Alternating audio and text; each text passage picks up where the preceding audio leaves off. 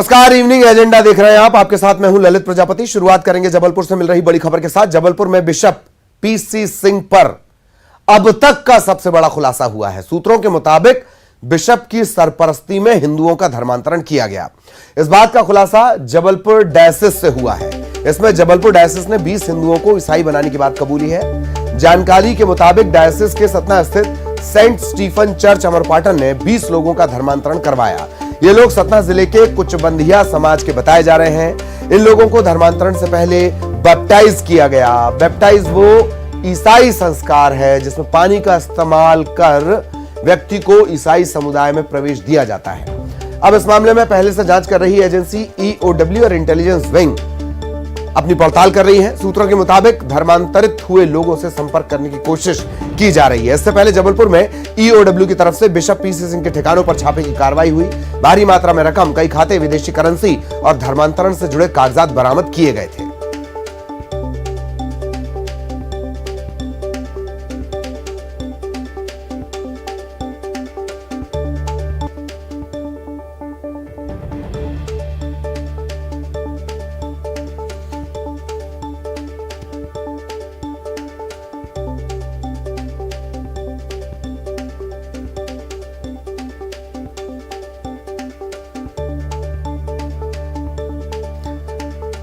और सीधा आपको लिए चलेंगे जबलपुर। सहयोगी पवन आपको नजर आएंगे। पवन के पास आपको लिए चलेंगे, उनसे और ज्यादा जानकारी लेंगे। पवन, ऐसा लगता है मानो बिशप के गुनाहों का जो खाता है वो बढ़ता ही जा रहा है। अब ये बड़ा खुलासा धर्मांतरण का। पवन,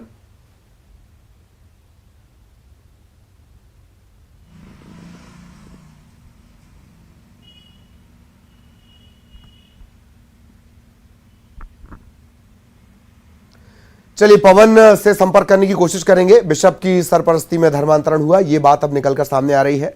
और ये अब तक की जो जांच थी वो आर्थिक अनियमितताओं की थी, गलत तरीके से जमीनों को बेचने की थी। हालांकि जब ये पूरा खुलासा और घटनाक्रम शुरू हुआ तभी इस बिशप पर पीसी सिंह, प्रेमचंद सिंह, इस पर 99 केस तो तभी थे। अब अगर तब से लेकर अब तक के केस देख लिया जाए तो यह संख्या 100 के पार पहुंच जाती है। लेकिन जिस तरह से खुलासे हो रहे हैं ऐसा लगता है कि कहीं एफआईआर का फुल स्टॉप लगेगा। पवन एक बार फिर हमारे साथ जुड़े, कोशिश करेंगे पवन से बातचीत करने की। पवन, अब धर्मांतरण का खुलासा। जी बिल्कुल ललित, अब ये धर्मांतरण का खुलासा जैसी कि आशंका जताई जा रही थी, ईओडब्ल्यू ने जब ये जांच शुरू की थी तब भी ये बात सामने आई थी कि कई शहरों में, कई राज्यों में बिशप के द्वारा धर्मांतरण को बढ़ावा देने के लिए भी प्रयास किए गए हैं। और इस बात की अब पुष्टि हो गई है कि डिंडौरी में 20 लोगों का चर्च के माध्यम से धर्मांतरण कराया गया और सभी कुचबंधिया समाज के, कुचबंधिया जाति के लोग हैं। और अब ईओडब्ल्यू जो है उनसे संपर्क करने का प्रयास कर रही है और इस बात के लिए बयान भी उनके दर्ज किए जाएंगे। फिलहाल बिशप जेल में है और उनका जो करीबी है, सबसे करीबी सुरेश जैकब, वह भी ईओडब्ल्यू की गिरफ्त में आ चुका है, जिसने इस बात की जानकारी भी ईओडब्ल्यू को दी है। बहरहाल जांच जारी है और आने वाले समय में ये संख्या और भी बढ़ सकती है। ऐसी संभावना है कि कई और जिलों में या कई और राज्यों में भी इस तरह से धर्मांतरण करने की बात सामने आ रही है। जो उसकी पुष्टि हो सकती है, उसकी जानकारी सामने आएगी। बहरहाल ईओडब्ल्यू ने ज़्यादा जानकारी देने से इनकार किया है। बहुत सारे तथ्य ऐसे हैं जो अभी भी जांच में हैं, जिनकी पुष्टि होना बाकी है। लेकिन ये तय माना जा रहा है कि बिशप पीसी सिंह के कई और ऐसे राज भी हैं जो आने वाले समय में हमारे सामने होंगे। उनके सभी आर्थिक और सामाजिक जो गतिविधियां रही हैं, जो संदिग्ध गतिविधियां रही हैं, वो तमाम जानकारियां एक के बाद एक, परत दर परत खुलकर सामने आएंगी। ललित, वाकई और लगातार जिस तरह से खुलासे हो रहे हैं ऐसा लग रहा है कि कहीं कोई फुल स्टॉप जैसी स्थितियां नहीं है। एक बात और है पवन के आमतौर पर इस तरह की कोशिश, बैप्टिज्म करवाने की कोशिश वहां ज्यादा है जहां लोग आर्थिक तौर पर कमजोर हैं। तो यह माना जाए कि खुलासे अभी और होंगे सिर्फ धर्मांतरण के एंगल से। पवन, जी बिल्कुल ललित, क्योंकि बैप्टिज्म के साथ साथ जो इन्हें जो भी धर्मांतरण करते हैं, जिनका भी धर्मांतरण किया जाता है, उन्हें लंबी चौड़ी रकम देने का वादा किया जाता है। हर महीने उन्हें आर्थिक सहयोग देने का वादा किया जाता है। उनका स्टेटस बढ़ाने की बातें की जाती है। तो जो गरीब तबका है या SC ST वर्ग है या छोटी जाति के जो लोग हैं, जो आज भी जाति वर्ण व्यवस्था जो है देश में हावी हो रही है और इसका फायदा उठाकर राजनीति भी की जाती है, उसी का फायदा उठा करके कहीं ना कहीं धर्मांतरण को भी बढ़ावा दिया जाता है, आर्थिक लालच दिया जाता है, बच्चों की शिक्षा, सामाजिक स्तर सुधारने, नौकरी और व्यवसाय करने के जो लालच दिए जाते हैं। और कुछ हद तक कई बार देखने में आता है कि हर महीने इनको राशि भी प्रदान की जाती है, जो कि पहले भी इस तरह के खुलासे होते रहे हैं, देश के कई राज्यों में इस तरह की बातें सामने आती रही हैं। तो ये तमाम कारण ऐसे हैं जिनके कारण लोग धर्मांतरण करने के लिए तैयार हो जाते हैं, अपने मूल जाति, अपने धर्म को छोड़कर दूसरे धर्म में शामिल होने के लिए तैयार हो जाते हैं। और उसी का दुष्परिणाम ये है कि लोगों को भ्रमित किया जाता है, भटकाया जाता है, बैप्टिज्म किया जाता है। इसके अलावा कई तरह की और भी ऐसी प्रक्रिया है जिस पर आपत्ति उठाई जा सकती है, जिसके कारण लोगों को परेशानी भी होती है। और कई बार इनके धर्मांतरण की आड़ में लोगों का शोषण भी किया जाता है। तो कहीं ना कहीं लोगों की नासमझी या नादानी या अज्ञानता भी इसका एक कारण है। दूसरी तरफ लालच इसकी एक बड़ी वजह है कि लालच में आकर लोग धर्मांतरण करने के लिए तैयार हो जाते हैं, जिसका आगे चलकर उन्हें खामियाजा भी भुगतना पड़ता है। बिल्कुल, बहुत बहुत शुक्रिया आपका इस तमाम जानकारी के लिए। और अब आपको विज्ञापन की तरफ लिए चलते हैं। विज्ञापन किसी प्रोडक्ट को पहचान दिलाता है, आपकी जिंदगी के इर्द गिर्द का ताना बाना इस विज्ञापन को उस तरह बुना जाता है, इसीलिए कुछ विज्ञापन घर घर में छा जाते हैं। लेकिन आमिर खान का एक विज्ञापन विवादों के चलते सुर्खियों में है। हिंदू संगठनों को ऐतराज है कि विज्ञापन के जरिए आमिर खान ने हिंदू परंपराओं और मान्यताओं का मजाक बनाया है। आमिर खान की अदाकारी की दुनिया कायल है, लेकिन लगता है पिछले कुछ सालों से इनका विवादों से चोली दामन का साथ हो गया है। इस बार विवाद की वजह बना है निजी बैंक का उनका एक विज्ञापन। पहले इस विज्ञापन को देखिए, फिर विवाद की वजह बताएंगे और किसने क्या कहा ये भी सुनाएंगे। पहला कदम कौन रखेगा? इस घर में नया कौन है? नया तो मैं ही हूँ, मतलब बदलाव हमसे है, ये दावा करने वाले इस निजी बैंक के विज्ञापन ने क्रिएटिविटी के नाम पर हिंदुस्तानी संस्कृति, रीति रिवाज और सदियों से चली आ रही परंपरा में बदलाव की हिमाकत की है। निजी बैंक के विज्ञापन में आमिर खान दूल्हा और कियारा आडवाणी दुल्हन बनी है। विज्ञापन में दुल्हन दूल्हे को ब्याह कर अपने घर ले जाती है। इसे भारत में प्रचलित सामाजिक प्रथा के विरुद्ध माना गया है। वेलकम दामाद एंड थैंक यू इतना बड़ा कदम उठाने के लिए। इसी विज्ञापन में आमिर दुल्हन बनी कियारा से कहते हैं कि पहली बार हुआ है कि विदाई हो गई और दुल्हन रोई नहीं। इस पर दुल्हन कहती है कि रोई तो तुम भी नहीं। पहली बार हुआ है कि विदाई हो गई और दुल्हन रोई नहीं। रोए तो तुम भी नहीं। घर पहुंचने पर दुल्हन की मां दोनों की आरती उतारती है। फिर आमिर कियारा से पूछते हैं कि पहला कदम कौन रखेगा। इस पर कियारा कहती है कि इस घर में नया कौन है। इसके बाद आमिर घर में प्रवेश करते हुए कहते हैं कि सदियों से जो प्रथा चलती आई है वही चलते रहती है। ऐसा क्यों? वेलकम दामाद एंड थैंक यू इतना बड़ा कदम उठाने के लिए। हिंदू संगठनों ने इसे भावनाओं को आहत करने वाला बताते हुए विरोध किया है। इसके बाद मध्य प्रदेश के गृह मंत्री नरोत्तम मिश्रा ने आमिर खान को नसीहत दी है कि भारतीय परंपराओं और रीति रिवाजों को ध्यान में रखकर आमिर खान विज्ञापन करें। तोड़ मरोड़ कर अभिनय करने से धर्म विशेष की भावना आहत होती है और किसी भी धर्म की भावना को आहत करने की इजाजत आमिर खान को नहीं है। एक निजी बैंक के लिए अभिनेता आमिर खान जी का विज्ञापन मैंने भी देखा है, शिकायत के बाद ही देखा था। और मेरा उनसे आदरणीय आमिर जी से अनुरोध है कि भारतीय परंपराओं और रीति रिवाजों को ध्यान में रखकर आगे इस तरह के विज्ञापन करें। वो लगातार खासकर आमिर खान जी के बारे में इस तरह का भारतीय परंपरा, रीति रिवाजों, देवी देवताओं के जो आते रहते हैं, मैं इसे उचित नहीं मानता हूं। इस तरह के तोड़ मरोड़ के जो अभिनय करने से धर्म विशेष की भावनाएं आहत होती हैं। किसी की भी भावना को आहत करने की इजाजत उन्हें नहीं है, ऐसी मेरी मान्यता है। आमिर के इस नए विज्ञापन विवाद ने सियासी रंग अख्तियार कर लिया है।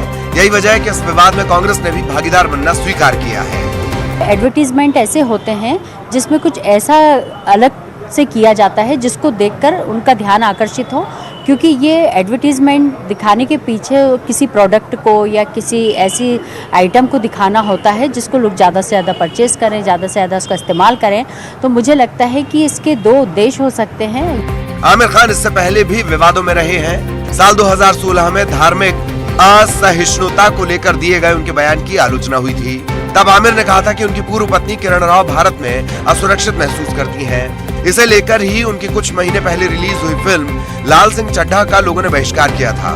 लोगों ने मांग की थी कि वो अपने पिछले बयानों के लिए माफी मांगे या बहिष्कार का सामना करें। Bureau report, news 18, Madhya Pradesh, Chhattisgarh. और भोपाल से सहयोगी शैलेंद्र हमारे साथ जुड़ रहे हैं। शैलेंद्र के पास आपको लिए चलेंगे। शैलेंद्र, आलम ये कि आमिर का दिल है कि मानता नहीं, पर दिक्कत यह भी कि अगर भावनाएं वाकई आहत हो रही हैं तो इस तरह के मामले, बयान और एफआईआर यहां पर जाकर खत्म क्यों हो जाते हैं? शैलेंद्र, देखिए, बिल्कुल आपने ठीक कहा कि जब भी किसी तरह का कोई विवादित बयान या विवादित पोस्ट या इस तरह का विज्ञापन आता है तो उसके बाद जो सरकार है वो जागती है और उनके खिलाफ जो है वो शिकायत मिलने के बाद एफआईआर की बात करती है। क्योंकि इसके पहले भी तमाम उदाहरण हम देख लें, बॉलीवुड से जुड़े हुए तमाम उदाहरण हैं जिन पर लेकर मध्य प्रदेश सरकार ने आपत्ति दर्ज कराई और उन पर एफआईआर भी हुई। लेकिन उस सब के बावजूद भी अगर देखें तो बॉलीवुड की तरफ से इस तरह की चीज़ें लगातार सामने आ रही हैं और न केवल खान बंधुओं की तरफ से बल्कि दूसरे भी अन्य जो निर्माता हैं उनकी तरफ से तमाम तरह की जो चीज़ें आती। क्योंकि हाल ही में जिस तरीके से आदि पुरुष को लेकर भी बवाल हुआ और सबसे पहले मध्य प्रदेश में ही इसका विरोध शुरू हुआ था, तो ये बताता है कि ये कुछ समय के लिए जब वो फिल्म है या प्रोडक्ट है जब वो लॉन्च हो रहा था केवल उस समय तक ही सरकारें हों, विपक्ष हों या फिर आम लोग हों उसके खिलाफ प्रतिक्रिया करते हैं। लेकिन समय के बाद जो है वो सारी चीज़ें भूल जाते हैं। ये बात सही है कि फिर आने वाले समय में यदि उस अभिनेता की कोई फिल्म या कोई ऐड आता है तो उस समय फिर वो चीज़ें फिर से एक बार याद की जाती है कि उन्होंने फला समय पर फला व्यक्ति के बारे में या फला धर्म के बारे में इस तरीके का बोला था और उसके बाद फिर उनका बॉयकॉट और तमाम तरह की जो चीज़ें हैं वो शुरू हो जाती है। लेकिन बहुत आवश्यक हो जाता है कि जो भी व्यक्ति ऐड कर रहे हो या फिल्म कर रहे हो वो धार्मिक भावनाओं को आहत ना करें, इस बात की पूरी तरीके से ध्यान रखना चाहिए। चाहे वो धर्म हिंदू हो, इस्लाम हो या अन्य धर्म हो, जो उनकी परंपराएं हैं, जो रीति नीतियां हैं, जो सनातन धर्म से या ये कहें कि पुराने समय से हम लोग जिन जो प्रथाएं हैं उनको हम लगातार फॉलो करते आ रहे हैं और यदि उनमें किसी तरह का कोई बदलाव होगा तो समाज का आहत होना स्वाभाविक है। और इसी कड़ी में जिस तरीके से ये विज्ञापन आया है उसको लेकर भी चाहे मध्य प्रदेश की सरकार हो या स्थानीय युवा हो या फिर जो सामाजिक संगठन है उन सबकी यही आपत्ति है कि जो धार्मिक आस्थाएं हैं या जो रीति रिवाज हैं उनको कहीं ना कहीं प्रभावित करने का काम जो है वो आमिर खान के द्वारा किया गया है। बिल्कुल बिल्कुल बिल्कुल, बहुत बहुत शुक्रिया आपका शैलेंद्र इस तमाम जानकारी के लिए। ओलंपिक पर चलेंगे।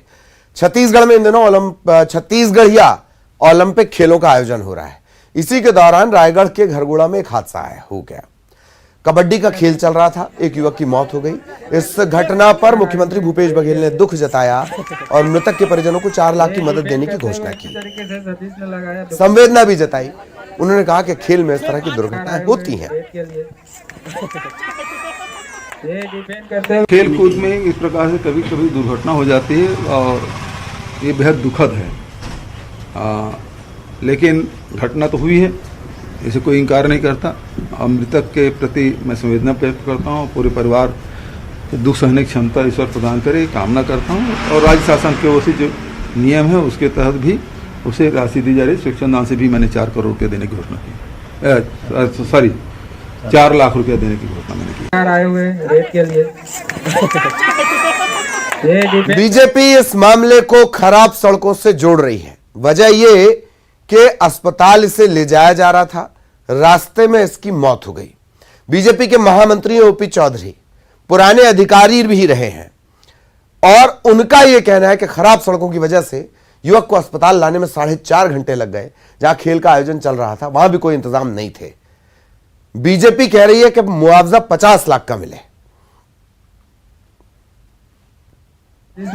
घरगोड़ा के पास हलूमार गांव में छत्तीसगढ़ ओलंपिक के अंतर्गत कबड्डी खेलते हुए एक होनहार युवक ठंडाराम मालाकार की दुखद मृत्यु हो गई है। सबसे पहले मैं उन्हें अश्रुपूरी श्रद्धांजलि अर्पित करता हूं। वहां पे कोई मेट के साथ कबड्डी नहीं खिलाया जा रहा था, कोई सुविधा नहीं थी और दूसरा स्वास्थ्य सुविधा भी नहीं थी। इसलिए वहां के खेल आयोजकों के ऊपर तत्काल एफआईआर दर्ज किया जाए युवक के परिवार को 50 लाख रुपए का मुआवजा और एक सरकारी नौकरी प्रदान करें।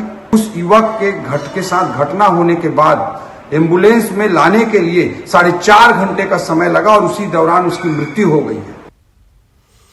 और अभिषेक शुक्ल डेप्यूटी एडिटर, वो इस वक्त हमारे साथ जुड़े हुए हैं। अभिषेक जी, ये बात सही है कि जहां खेल हो रहा है वहां व्यवस्थाएं होनी चाहिए, इस बात से कतई इनकार नहीं किया जा सकता। एक पहलू। दूसरा पहलू यह भी कि आप अगर किसी घटना को खराब सड़कों से जोड़ेंगे तो राष्ट्रीय राजमार्ग पर जो होने वाले हादसे हैं, जिन्हें लेकर सुप्रीम कोर्ट तक चिंता जता चुका है, उसकी जवाबदेही भी आपकी पार्टी की बनती है। यह दूसरा पहलू है, इसे भी नहीं भूला जा सकता। जी, सियासत तो शुरू हो गई है। दरअसल इस पूरे मसले में जो सियासत हो रही है उसका मेन मकसद ये भी समझ आ रहा है कि सड़कों को लेकर छत्तीसगढ़ में इस वक्त दोनों ही पक्ष बहुत सेंसिटिव हैं। भाजपा जहां खराब सड़कों को एक बड़ा मुद्दा बनाए हुए है, तो मुख्यमंत्री ने भी कलेक्टर कॉन्फ्रेंस में भी इस बात की तस्दीक की थी और कहा भी था कि सड़कें जो खराब हो गई हैं, जिनमें गड्ढे भर गए हैं, जब गड्ढे हो गए उन गड्ढों को भरा जाए और जल्द से जल्द उन्होंने एक अल्टीमेटम भी दिया है। तो सड़कें जो है एक बड़ा मुद्दा बनी हुई है। यही वजह है कि ये जो हादसा हुआ है कबड्डी खेल के दौरान, पहले खिलाड़ी घायल होता है और जिला पंचायत सीईओ हालांकि उस मामले पे कह रहे हैं कि डॉक्टर वहां मौजूद था, लेकिन क्योंकि ज़्यादा क्रिटिकल स्थिति हो रही थी इसलिए उसे तत्काल दूसरे हॉस्पिटल में, बड़े हॉस्पिटल में शिफ्ट किया जा रहा था और वहां जाने के बाद उसकी जान नहीं बचाई जा सकी। 4 लाख मुआवजे की बात मुख्यमंत्री ने दुख जताते हुए कर दी, लेकिन भाजपा इसे 50 लाख मुआवजे की बात कह रही है। कुल मिलाकर सड़कों का मुद्दा गरमाया हुआ है, इसीलिए इस पूरी घटना में सड़क को भी जोड़ा जा रहा है और सियासत भी इसी वजह से यहाँ पर हो रही है। मुद्दा रायगढ़ में भी गरमाया हुआ है। ओपी चौधरी भी सड़क को लेकर लगातार रैलियां कर रहे हैं, वहां पर पदयात्रा कर रहे हैं और बाकी जगह भी, इसीलिए इस पूरे मुद्दे में खराब सड़कें भी आ गई। बिल्कुल बिल्कुल, बहुत बहुत शुक्रिया आपका बातचीत, जानकारी, विश्लेषण के लिए। अभिषेक शुक्ल हमारे साथ जुड़े हुए थे। इधर केंद्र सरकार ने मध्य प्रदेश को सौगात दी है। केंद्रीय सड़क परिवहन निगम मंत्रालय ने राज्य में रुकी हुई योजनाओं को हरी झंडी दे दी। केंद्रीय मंत्री नितिन गडकरी ने राज्य के सांसदों के साथ बैठक के बाद परियोजना को मंजूरी दी। इस बैठक में केंद्रीय मंत्री से मुलाकात करने वालों में सांसद अनिल फिरोजिया, ढाल सिंह बिसेन, विवेक शेजवलकर, गुमान सिंह डामोर शामिल थे। सड़क परिवहन मंत्री ने मध्य प्रदेश की सड़क परियोजनाओं की आज समीक्षा की और इसमें कई सांसद बैठे थे, जिसमें उज्जैन के सांसद अनिल फिरोजिया भी थे। सर, आज की बैठक हुई नितिन गडकरी से, क्या क्या चर्चा हुई? आज माननीय नितिन गडकरी जी के साथ मध्य प्रदेश के हमारे 4-5 सांसदों की मीटिंग थी और सड़कों के ऊपर समीक्षा हुई और माननीय गडकरी जी ने मुझसे कहा कि भाई कितना वजन कम करा है, तो मैंने कहा सर लगभग 30 किलो। वजन कम करने को तो सर काफी दिन से आपके साथ कंपटीशन चल रहा है, अपना भी उन्होंने बताया, तो आज कुछ संतुष्ट हुए? हाँ, काफी संतुष्ट हुए।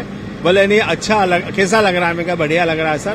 तो बोले फिर उन्होंने समीक्षा करी और हमारी जो 2 सड़कें हैं उन्होंने उसकी सांकेतिक स्वीकृति दे दी। अधिकारियों को निर्देशित करा कि इसकी डीपीआर बना के लाई जाए ताकि इसको माननीय सांसद जी को वो सड़कों की सौगात अपने क्षेत्र के लिए दी जाए। बाकी सांसदों को भी उन्होंने उनकी मांगों को मंजूरी दी है। तो वास्तव में देखा जाए तो नितिन गडकरी जी ने मध्य प्रदेश के लिए माननीय दिया है। आपके यहाँ की कौन कौन सी सड़कें हैं जिनकी उनके स्वीकृति केंद्रीय मंत्री ने दी है? हमारे यहाँ पे जो सबसे हमारी बहुत ही महत्वपूर्ण है वो है जावरा से नागदा बाईपास, उनेल, उज्जैन होते हुए पीतमपुर, क्योंकि वो बहुत सक्रिय है, उसमें काफी ब्लैक स्पॉट है जिससे आए दिन वहाँ पे एक्सीडेंट्स हो रहे हैं और काफी लोगों की मृत्यु हो रही है, जिसमें उन्होंने उसको बिल्कुल माना कि हाँ ये जीना ही नहीं। अधिकारियों ने भी स्वीकार करा कि सर ये करना भी बहुत जरूरी है, लेकिन उसका कुछ टेक्निकल पेश था तो उन्होंने निर्देशित करा तो वो बहुत जल्दी सॉल्व हो जाएगा और उसकी डीपीआर आ जाएगी।